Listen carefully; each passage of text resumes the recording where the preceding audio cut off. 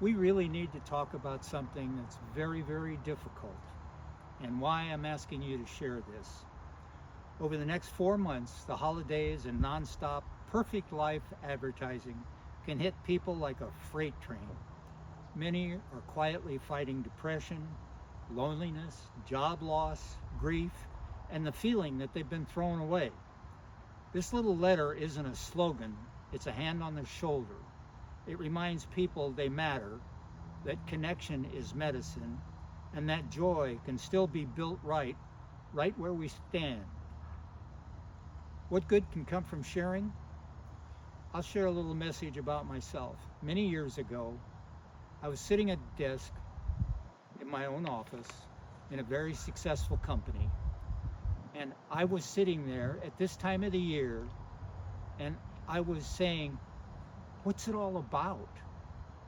And there's people that are dealing with a lot more grief and anguish than me. When this message lands in the right feed at the right moment, someone breathes again. A call is made. A neighbor's invited. A small prayer is said. Shame loosens, community grows, and yes, sometimes a simply small word, timely word, can interrupt self-loathing and stop a harmful decision. Please help me scatter this everywhere. Let's give people reasons to stay, to reach, and to hope. I'm going to read this letter below, and what this was a post on Facebook.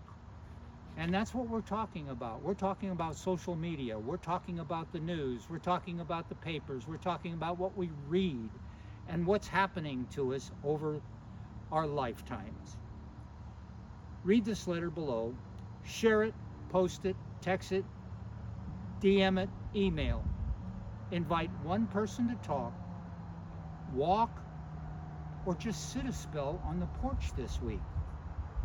If you or someone you know is struggling or thinking about self-harm, call or text 988. That's open 24/7 in the U.S. If you're outside the U.S., contact your local crisis line.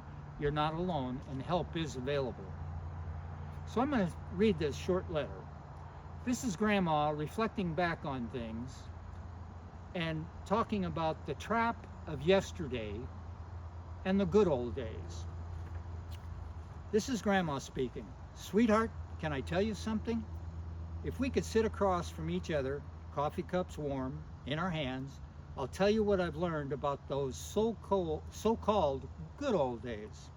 They weren't really better, they were simply fuller, filled with people, laughter, shared work, and the kind of quiet faith that held families together. We belonged to each other in ways that didn't need to be scheduled or streamed. Life had edges, but it had anchors too. When Darren Hardy talked about ending stress, anxiety, and loneliness on one of his podcasts, he said, our minds tend to romanticize the past, and he's right. We remember the warmth, not the worry, not the hugs, not the hard times, but nostalgia can be a clever thief. If we're not careful, it can steal gratitude for what we've right now by convincing us that meaning only lives back there in yesterday. Yesterday is yesterday. It's not the present. When I was young, this is Grandma, we didn't have to search for connection. It found us. Neighbors leaned over fences to talk. Families lingered at the table long after supper was done. We shared burdens, borrowed sugar, prayed for one another. Today, the world is wider, yet somehow smaller. We have more ways to communicate than ever before, and fewer moments that feel like real conversation. Our grandparents didn't need Facebook, they had front porches. We scroll through pictures today and call it community, but comparison, not connection, often follows. It's easy to forget that much of what we see today is edited, arranged, highlight reels, not whole lives. And we see the same ache in both generations now, in seniors who miss what once was, in their children who are chasing what they think they really make them happy, The parents mourn what has been lost. The children strive for what's still out of reach. Different roads, same restlessness. But joy doesn't live in what used to be or what might be someday. It lives in this moment where gratitude meets grace. You don't need a time machine to feel peace again, and you don't need to return to the good old ways.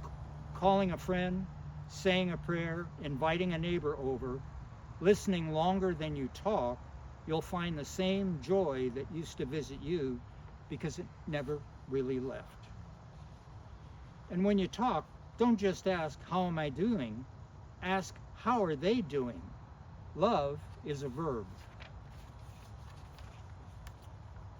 Loneliness fades when purpose returns. When we help others, even in the smallest way, our hearts start to heal. And Scripture even reminds us.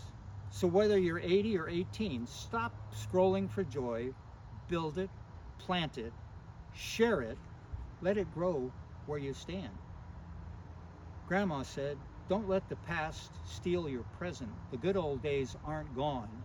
They're simply waiting to be noticed again. Every kind word, every small prayer, every moment of gratitude brings them back to life, because joy doesn't live behind us. It's walking beside us, still holding our hand. We had less, Grandma said, but we shared more, and that's why it felt like plenty. Friends, there's people out there that don't have grandmas. They don't have parents. They're lonely. They're on the streets.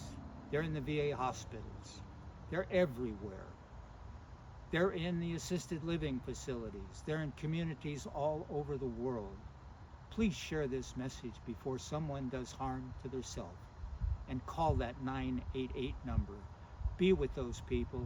Call them, help them, visit, whatever you need to do. God bless. Have a blessed day.